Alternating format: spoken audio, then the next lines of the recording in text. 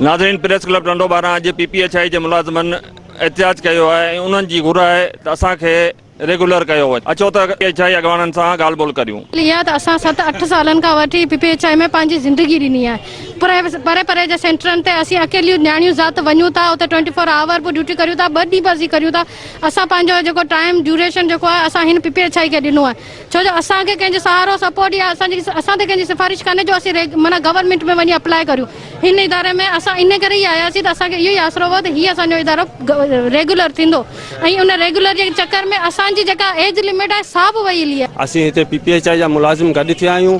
PPHI गुज़रियल 13 सालनि खां वठी गवर्नमेंट जो हिकिड़ो हिसो रही आहे। ॿाराड़ी जूं अस्पतालूं, उहे अस्पतालूं जेके बंदि पयूं हुयूं, उहे अस्पतालूं जेके वॾेरनि जूं ओताकूं हुयूं, उहे अस्पतालूं जिते गॾा ऐं जानवर ॿधा पिया हूंदा हुआ, असां उन्हनि अस्पतालुनि खे आबाद कयो आहे। असां उन्हनि अस्पतालुनि खे हस्पताल कयो आहे। ऐं बिलावल साहब खे मुखातिब थी करे हिकिड़ो इहा ॻाल्हि थो करियां त असांजो शहीद बीबी जो नारो हो जमहूरियत हिकु बहितरीनु इंतकाम आहे। पर हींअर ॾिसो, ऐं बिलावल साहब खे स्पेशली इहा गुज़ारिश थो कयां त छा अहिड़े जमहूरियत वारे मुल्क में एहतजाज करणु गुनाह आहे, पंहिंजो हक़ वठणु गुनाह आहे? हींअर असां एहतजाज जी ॻाल्हि था करियूं, असांजी इंतिज़ामिया चए थी तव्हां काउंट ऑफ कंडक्ट था कयो, तव्हां ग़लति था करियो, तव्हां एहतजाज छाजे लाइ था कयो? असां सिंध जा आहियूं, सिंधी आहियूं। नाज़रीन, तव्हां PPHI मुलाज़मन जी ॻाल्हियूं ॿुधियूं। कैमरामैन सप्तेन अली मेमन सां गॾु अब्दुल हफ़ीज़ मेमन, मेरा TV न्यूज़ टिंडो।